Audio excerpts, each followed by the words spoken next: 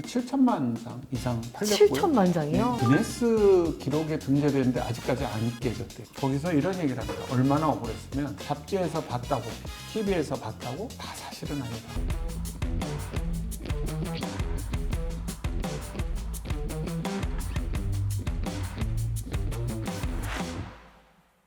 안녕하세요. 문성호의 태도 한 끝 문성호입니다. 안녕하세요. 송혜영 기자입니다. 문 박사님, 오늘 네. 드디어 우리가 재미있는 이야기, 지금까지도 더 재밌었지만 더욱더 재미있는 이야기를 한번 해볼 건데요. 네. 최근에 마이클 잭슨의 전기를 다룬 마이클이라는 영화가 개봉을 했던데요. 네.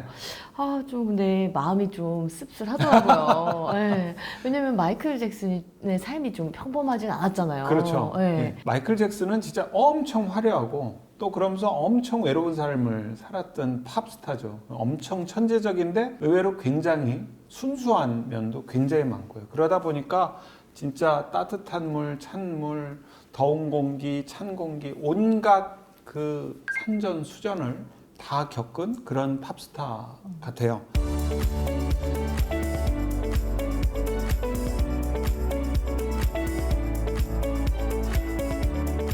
그 영화 마이클 보면 그 어린 시절부터 시작을 합니다. 1958년생이거든요. 살아있으면은 지금 한 68살 정도 됐나요? 그쵸? 그렇죠. 70이 아직 안 되신 네, 나이죠. 네. 야. 근데 50대 초반에 돌아가신 거 아닌가요? 그렇죠. 네. 예.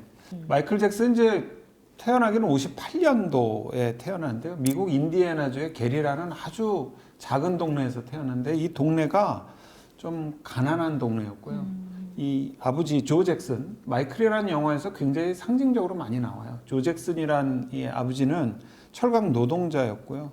집도 가난했고 또 꿈을 꾸기에는 정말 너무 척박한 환경이었죠. 아들이 5이나 되는데. 5명이요? 네. 아들이요? 예. 그래서 잭슨5라고 아버지가 그룹 사운드 그 밴드를 만들어 갖고 그 나이에 이제 공연을 하죠. 그때 나이가 5살이었어요. 5살이요? 예. 지금 거의 뭐 유치원이나 어린이집에 있어야 되는 그 나이인데 공연을 그러니까요. 다니기 시작했군요. 예. 근데 또 이 조 잭슨 아버지는 굉장히 폭력적이었고 또 굉장히 엄격했어요. 그래서 영화에 보면 마이클을 혁대로 때리는 장면도 나오고요. 1969년에 마이클 잭슨이 11살 때 모타운 레코드라는 이제 큰 레코드사하고 계약을 하고요. 그때 이제 첫 싱글 I Want You Back, ABC, The Love You Save 그리고 아주 유명한 노래죠. I'll Be There. 순식간에 미국을 휩쓸죠. 저는 근데 마이클 잭슨 하면은 딱 떠오르는 게 그 문워크 최고였죠. 댄스가 있잖아요. 예. 이게 근데 세상에는 언제 처음 나온 건가요? 이게 1983년 5월에 나왔어요. 그게 이제 모타운 레코드 25주년 기념 TV 생방송 무대에서 빌리진을 부르면서 문워크를 보였는데 저도 이제 그 봤죠. 문워크를. 근데 지금 같으면 뭐 CG라고 할 정도로 비현실적이던데요. 정말 저는 세상 태어나서 처음 보는 춤을 그때 봤죠. 그때가 또 트릴러 앨범이 나왔죠. 한 7천만 장 이상 팔렸고요. 7천만 장이요?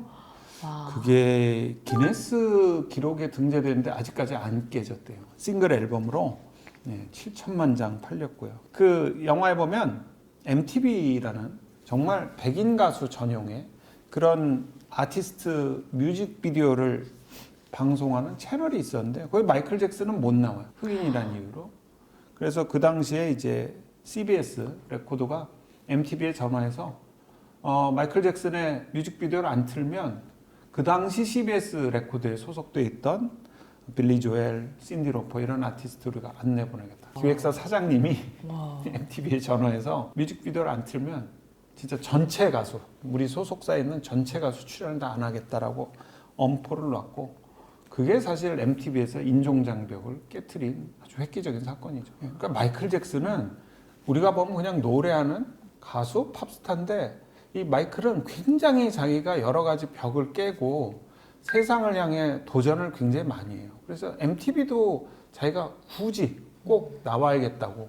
왜냐하면 그게 인종의 벽을 깨고 자기가 노래로 전 세계에 메시지를 던지는 거니까 꼭 나와야겠다고 얘기를 하고 결국 그게 이제 실현되죠. 그리고 1984년에 이제 그래미 어워드에서 8관왕을 달성하죠. 8관왕. 와, 그래미 어워드가 아마 우리 BTS가 몇 번 후보로 올라갔는데 그렇죠. 상을 결국 못한 그렇죠. 어워드 아닌가요? 예, 그렇죠. 예, 예. 예. 또 마이클 잭슨 하면은 또 빠뜨릴 수 없는 게 외모 논란을 빠뜨릴 수가 없잖아요. 저도 그 당시에 마이클 잭슨이 백인처럼 되려고 뭔가 하얘지는 수술을 받았다. 그런 언론 기사를 저도 믿었어요. 마이클 잭슨 입장에서 보면 굉장히 억울하죠. 실은 백반증이라는 희귀 피부 질환을 앓고 있었거든요. 그리고 마이클 잭슨한테 아주 또 비극적인 사건이 하나 생기죠. 이게 펩시콜라 광고를 찍다가 불꽃장치 오작동으로 머리에 굉장히 심한 화상을 입고 머리에 진짜 불이 붙었죠. 그때부터 이제 진통제에 의존하게 되죠. 그 공연을 하고 싶어 한 게 아니고 아버지 조 잭슨이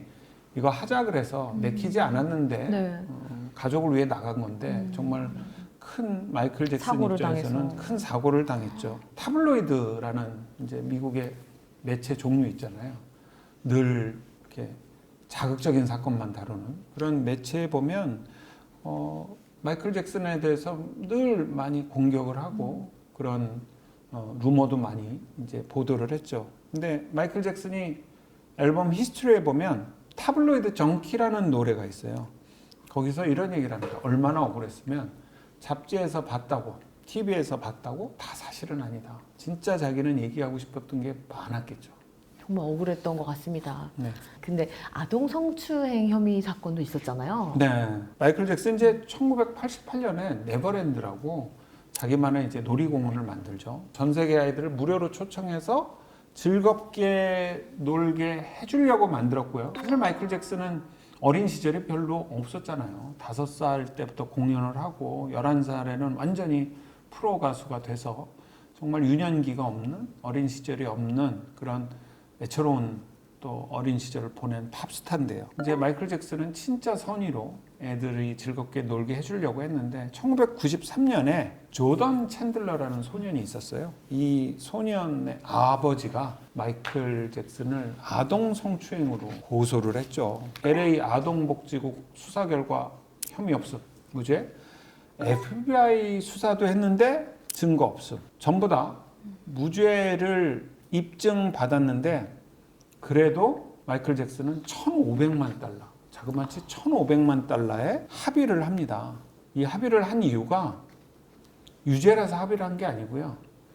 당시에 마이클 잭슨의 고소지였던 산타바바라에서 여기서는 백인이 많기 때문에 흑인이 설사 혐의가 없다 하더라도 민사 소송이니까 이기기 어렵다라고 해서 그래서 1,500만 달러에 합의를 했죠. 아, 근데 1,500만 달러에 합의를 하다 보니까 괜히 혐의가 있는 게 아니냐 이런. 그러니까요. 지금 마이클 잭슨은 벌써 제가 얘기한 것 중에 2가지가 억울하잖아요. 피부 시술을 받은 게 아닌데 백반증이라는 병 때문에 피부가 하얘진 건데 사람들은 마이클 잭슨이 백인이 되려고 했다. 그래서 너무 억울했고요. 그 다음에 2번째, 아동 성추행 혐의가 없었는데 합의를 하고 그리고 마이클 잭슨이 거기에 대해서 여러 가지 노력을 했지만 어쨌든 언론이 마이클 잭슨을 그렇게 몰고 가가지고 마이클 잭슨은 2번째 너무 억울한 사건이 생긴 거죠. 그래서 마이클 잭슨이 정말 어려운 시기를 많이 보냈는데,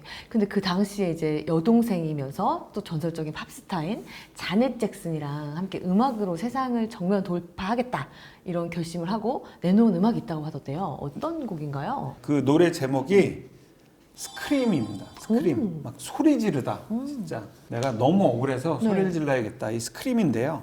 1993년에 이제 조던 챈들러 아동 성추행 사건이 막 나오고 타블로이드 언론들이 막 이것을 기사화하니까 마녀 사냥이 시작된 거잖아요. 마이클 잭슨은 너무 억울해가지고 극도의 분노를 터뜨리죠. 자넷 잭슨 여동생이 같이 노래를 하자 그러면서 나를 몰아세우지 마라라는 또 진실을 왜곡하지 마 이런 노래를 세상을 향해서 정말 질러버리죠. 동생이 참여했다는 게 되게 감동적이네요. 어떻게 보면은. 네.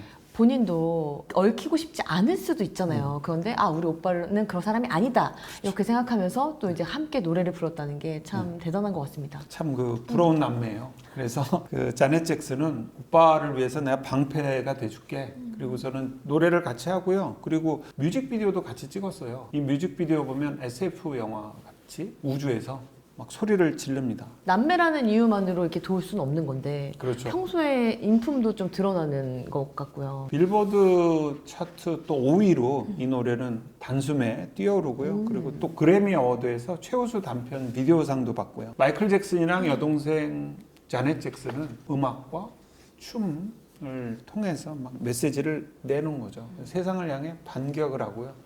또 남매가 함께 억울함을 극도의 분노로 이제 세상을 향해 질러버리는 거죠. 아니 2003년에도 또 두 번째 사건이 있었나요?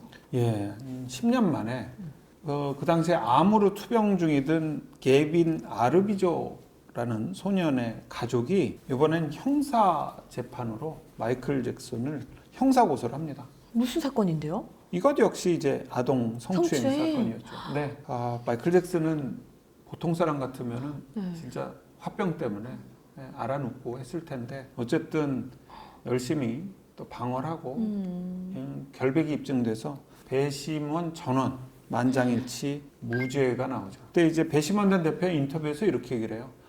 마이클 잭슨을 고소한 게빈은 마치 막 사전에 공부한 내용처럼 그냥 쭉 내용을 읊었다. 그리고 어떤 증거도 없었다. 예. 사필 규정이죠. 2009년에 마이클 잭슨이 죽은 다음에 FBI 문건이 공개되는데요. 거기서도 아무런 단서가 없었다라고 이제 기록이 되죠. 너무 억울할 것 같은데 세상의 시선은 또 그런 게 아니잖아요. 그러니까요. 챈들러라는 이 소년, 이제 93년에 고소했지만 이제 성인이 됐겠죠. 네. 근데 이 소년은 마이클 잭슨한테 엄청 미안할 거 아니에요. 결국 마이클 잭슨이 죽은 다음에 몇 달 후에 자살해요. 마이클 잭슨은 이제 정말 화병이 쌓여서 잠을 못 자고 진통제에 의존하고 보통 사람도 못 살았을 것 같아요. 이 영화엔 다 안 담겼지만 마이클 잭슨은 사실은 굉장한 완벽주의자죠. 그 공연 리허설하는 이런 영상들 보면 마이클 잭슨은 정말 사소한 것도 안 놓치고요.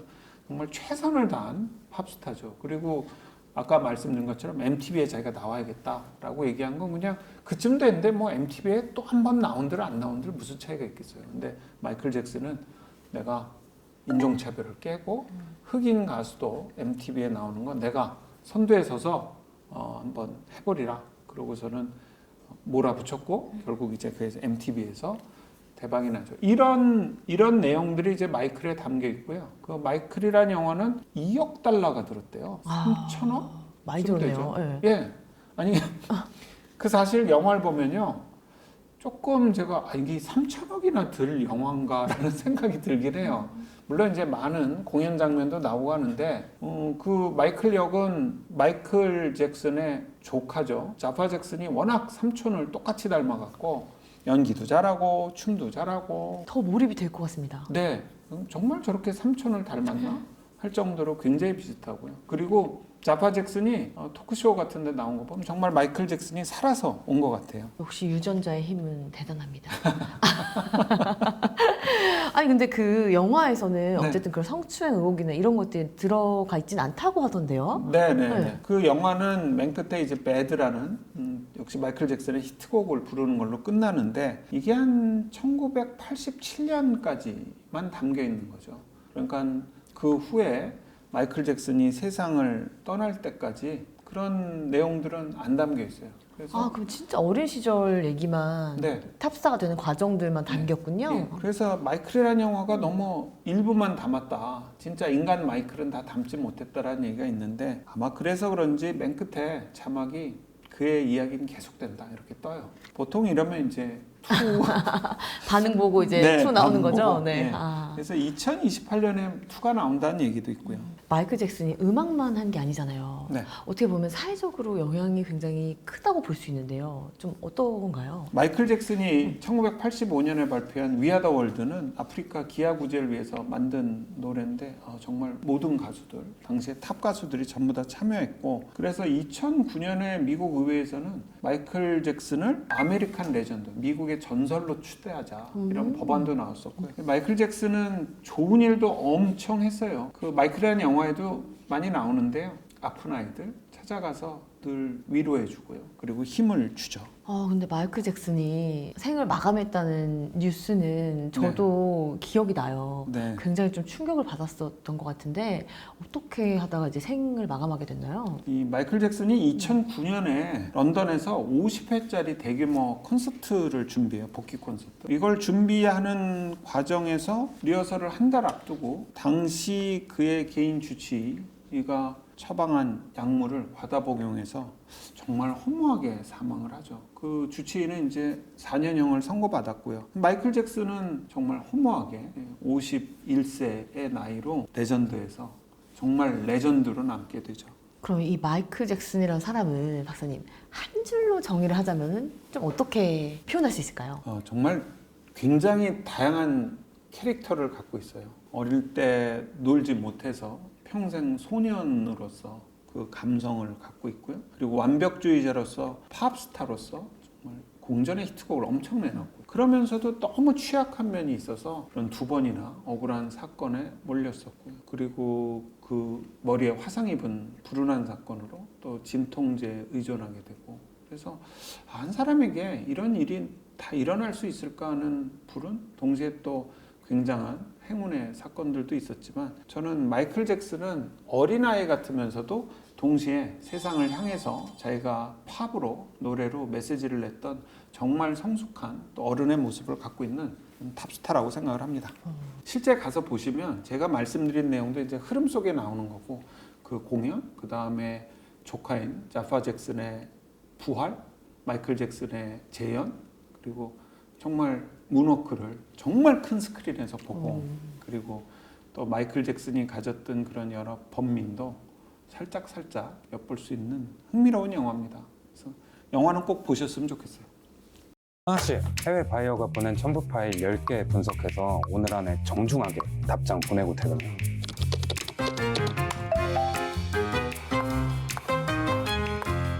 너 뭐냐?